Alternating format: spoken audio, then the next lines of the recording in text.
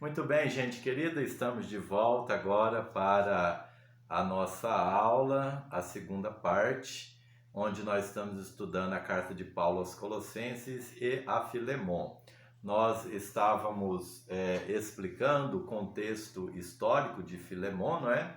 Mostramos aí alguns slides que mostra como é que eram as cartas antigamente, a geografia geral, a geografia local, a condição da igreja, né, por causa da sua geografia, estava num lugar de vários povos vindo de vários lugares, né, e que criam em tantas doutrinas, né, tinham tantas religiões, era um povo religioso, e isso afetou a igreja.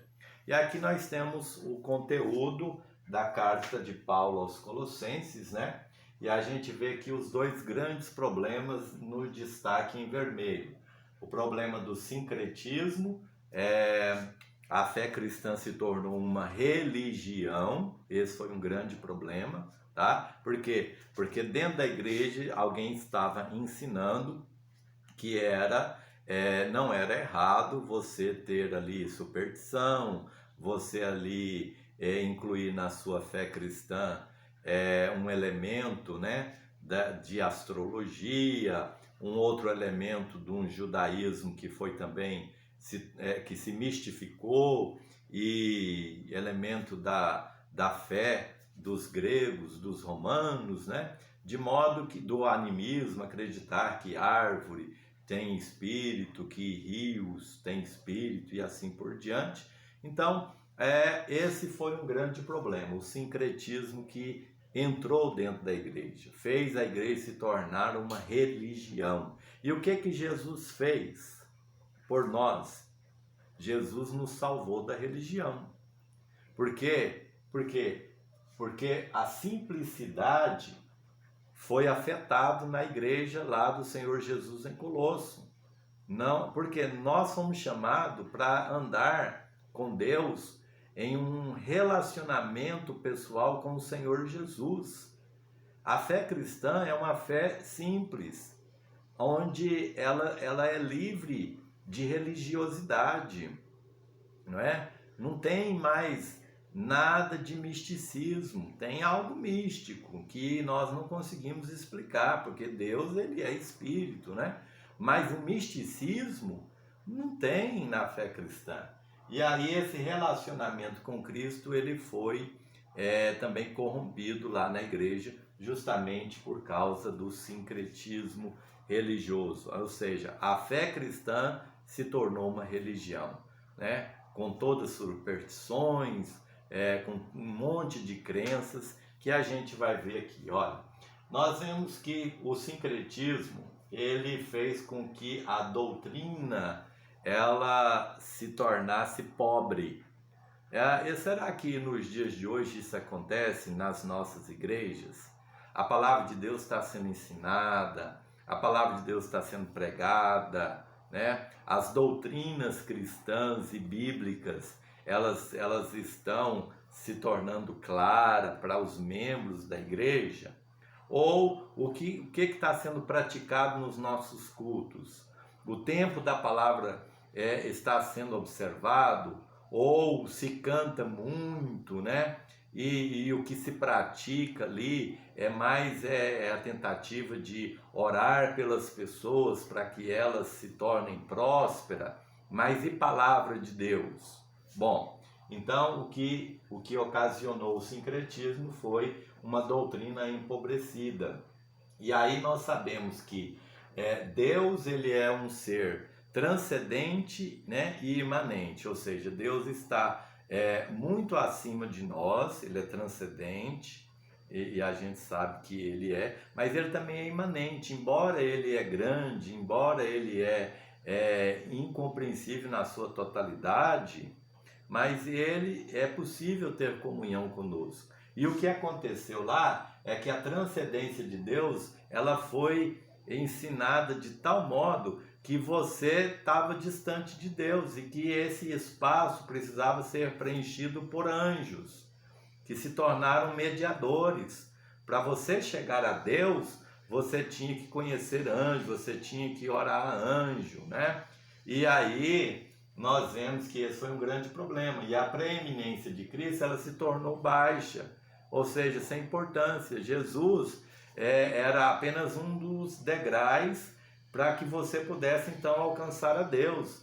Ele não era o único intermediador, né? Que por meio de Jesus você já chega em Deus. Não, ele era um dos, né? Então esse é um grande problema. Jesus, ele se tornou muito pobre naquela igreja. Como é Jesus na sua fé? Qual o lugar que Jesus ocupa na sua vida espiritual? Ele é suficiente para você? Ou além de Jesus você tem que buscar alguma coisa a mais, crer em algo mais, né? Ou em alguém, ou em mais alguém? Então, Jesus, ele é autossuficiente para você como seu único Salvador e Senhor, e ele provê para você todas as suas necessidades? Ou não? Isso aí é algo importante para a gente poder refletir em nossa fé. O comportamento foi regulado pela observação do calendário judaico, ou seja, dentro da igreja, eles agora tinham que observar dias da semana, datas de festividades, não é? E aí a igreja que é cristã, ela estava se tornando judaica. Hoje em dia você vê que isso também está acontecendo nas nossas igrejas. Símbolos da fé judaica entrando, né, dentro da igreja. A gente vê aquelas imagens lá do Antigo Testamento dentro das igrejas. Você vê hoje pastores deixando barba crescer, usando uma vestimenta como se fosse um sacerdote, tá bom? E abstinência do corpo, não se podia comer isso, não se podia comer aquilo, de acordo com a dieta judaica, né? Então a gente precisa, irmãos, ler a Bíblia e saber que o que está acontecendo hoje já aconteceu no passado, e aí isso aí vem com uma roupagem nova, mas é uma doutrina antiga do diabo para poder tornar Jesus muito pobre na nossa fé, no nosso relacionamento com Deus.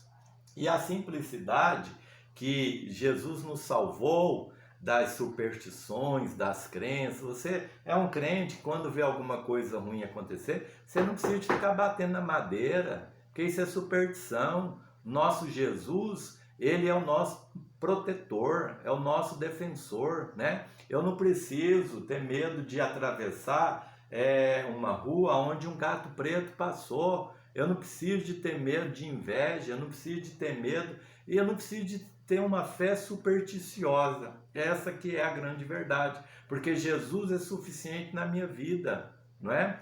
Então, e eu ando com Deus num relacionamento simples por meio de Jesus. Nós temos aqui, número 1, toda a divindade habita em Cristo. Paulo vai ali exaltar Cristo de uma maneira extraordinária. Paulo não vai aumentar Cristo daquilo que ele não era. Simplesmente ele vai dizer quem Jesus era. Nele habita corporalmente toda a plenitude da divindade, né? Todas as coisas que existem porque ele criou tudo na natureza, como também ele criou todas as entidades, todos os seres, não só o ser humano, não só os animais, mas ele criou também seres espirituais. Tudo veio à existência porque esse Jesus é Deus, é o Filho de Deus, tem a essência de Deus, e ele é o Criador do universo, ele é o conquistador de todos os poderes, e ele é o cabeça da igreja, porque ele controla a igreja. A igreja não tem duas cabeças.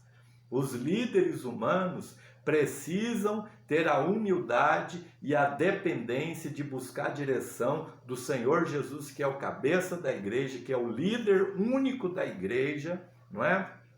E nós precisamos buscar direção em oração. Toda a humanidade focada no Cristo exaltado. Ele era Deus e homem, 100% Deus, 100% homem, e aí na sua pureza, no seu amor. E aí Paulo também vai falar, olha, se nós andarmos em simplicidade no relacionamento com Cristo, essa simplicidade também ela vai se expressar na vida doméstica, na vida do lar. ou seja, entre esposas e maridos, filhos e pais, escravos e mestres, porque aí ele vai terminar essa carta falando desse relacionamento, dessa harmonia simples que acontece entre nós e Deus por meio de Jesus, e nós também nos relacionamentos dentro da vida no lar. Amém? Bom, eu dei aqui uma pincelada sobre aos Colossenses, ok? Agora eu gostaria que nós aqui dessemos também uma pincelada sobre a epístola que Paulo escreveu, quase que uma nota, né? Quase que um bilhetinho para este homem por nome Filemon, ok? Eu queria aqui que você nos acompanhasse nessa reflexão sobre o Filemon. É uma carta pequena e nós temos uma tendência enorme de desconsiderar as coisas pequenas, né? Por exemplo, aquelas cartas de João que tem lá só um capítulo, a de Judas, lá no Antigo Testamento nós temos lá também, Obadias, que quase é difícil de achar uma folha só no meio daquele livro grande do Antigo Testamento, né? Aqueles livros ali, aquela coletânea grande. Mas essa carta, Filemon, aqui nós temos uma história muito extraordinária, e a pergunta é por que Deus quis que essa carta ela fizesse parte da composição da Bíblia, né? Então, essa é uma pergunta que a gente precisa fazer, porque Deus tem uma mensagem muito importante para você e para mim, para nós, como povo de Deus, como igreja do Senhor Jesus, nessa carta a Filemon. Bom, isso tudo se deu por causa de um escravo que Filemon teve, né? E o nome dele era Onésimo. E é até interessante o nome dele, porque Onésimo quer dizer útil, né? E tem até um versículo lá na carta a Filemon que Paulo faz um trocadilho com o nome de Filemon, com o nome de Onésimo, né? Porque Onésimo quer dizer útil. E Paulo vai dizer a Filemon, antes, Onésimo, ele era inútil. Agora, o Onésimo, o útil, se tornou útil, né?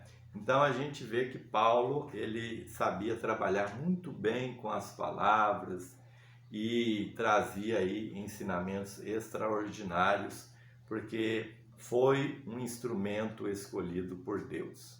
Muito bem. Bom, aqui a história de Onésimo é a história de uma pessoa insociável. A história de Onésimo era a história de um escravo preguiçoso. A história de Onésimo era de rebeldia, era uma história de uma pessoa melindrosa, né? E um fugitivo. E ele então foge do seu escravo, do seu senhor Filemon. Ele vai fugir de Filemon. E geralmente quem está fugindo, eles vão naturalmente para cidades grandes, né? Porque ali em cidades grandes fica mais difícil de encontrar aquela pessoa. E Onésimo foi justamente para a cidade de Roma, a maior cidade, né, do mundo daqueles dias, né, com 1 milhão de habitantes. E Paulo estava preso em Roma nesta ocasião. E Onésimo também foi preso e foi parar ali onde Paulo estava preso. E então Paulo vai reconhecer o Onésimo, porque ele prega, aliás, para Onésimo, né? Ganha Onésimo para Cristo. E aí Paulo vai dizer para Onésimo, olha, Onésimo, você precisa voltar para o seu mestre, que eu conheço, né? Que é uma pessoa muito boa, extraordinária. Filemon, ele vivia na cidade de Colosso, tá? A igreja de Colossenses era na casa de Filemon. E aí Paulo, lá no começo dessa carta, ele vai cumprimentar o Filemon, a sua esposa Ápia, o seu filho, né? Que muitos estudiosos entendem que o filho de Filemão era o pastor dessa igreja lá. Epáfras foi o fundador, mas quem estava pastoreando era o filho de Filemão. Bom, então Paulo ganha Onésimo para Cristo e fala: olha, Onésimo, o que você precisa fazer agora é o que todo convertido faz, tem que lidar com o passado, né? E às vezes as pessoas, elas têm, quando vêm a Cristo, algumas querem ignorar o seu passado, né? Apagar o seu passado, deixar ele para trás. Mas não é isso que deve acontecer.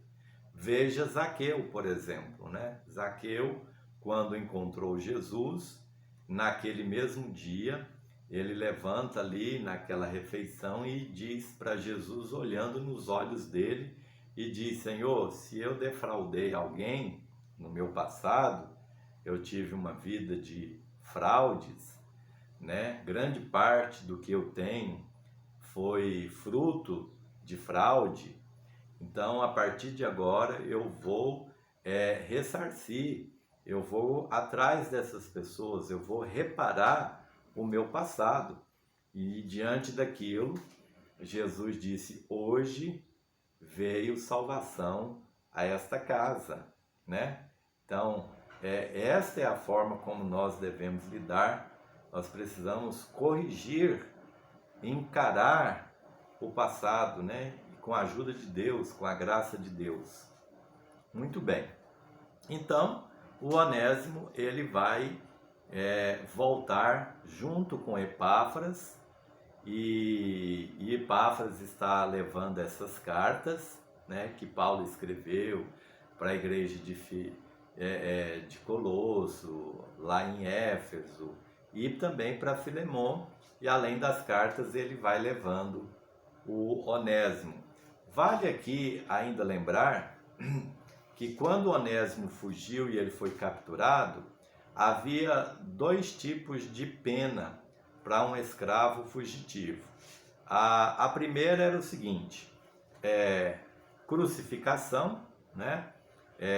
Matava-se então o escravo fugitivo, ou uma pena mais branda. O dono, o senhor daquele escravo, ia marcá-lo na testa a letra F, que em latim, no Império Romano, se falava latim, né? Era fugitilis.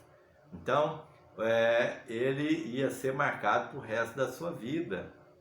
Ali, a letra F ia ser marcado a ferro quente, né? Na testa dele. E, então, o retorno de Onésimo para Filemão não foi algo fácil, né? Foi algo realmente complicado.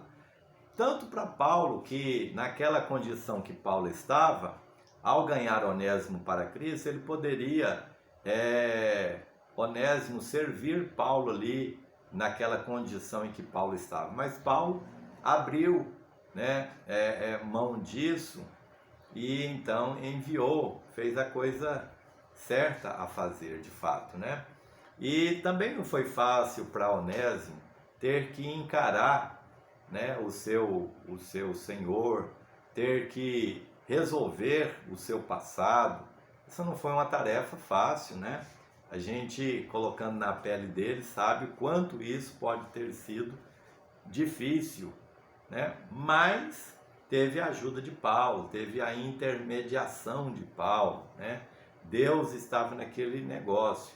Também não foi fácil para Filemão receber Onésimo, tratar essa questão, né? Ele que por lei ele tinha o direito de matar Onésimo, ou mesmo de marcá-lo com a letra F, né? Mas ele era um homem de Deus também, um homem que ele era um escravo de Jesus, porque agora ele era um servo de Deus e ele precisava tratar aqueles que estavam ali a seu serviço com muita humanidade. Da mesma forma que Cristo nos tratou, nós devemos também tratar as pessoas com misericórdia, com amor, com compaixão. De modo que nós vemos que essa história, ela é uma história muito bonita, ela é uma história muito linda, porque você e eu somos o Onésimo, né? Nós somos éramos fugitivos de Deus, mas o Senhor Jesus nos encontrou, nos salvou e nos devolveu para Deus, nos devolveu para Deus. Então nós temos aqui uma mensagem da cruz, né? Uma mensagem que é o cerne do Evangelho. Então que Deus te abençoe, Onésimos e Onésimas de Deus, né? Aqui também quem vos fala é um Onésimo. Antes inútil, agora útil para Deus e para o seu reino. Que Deus abençoe em nome de Jesus.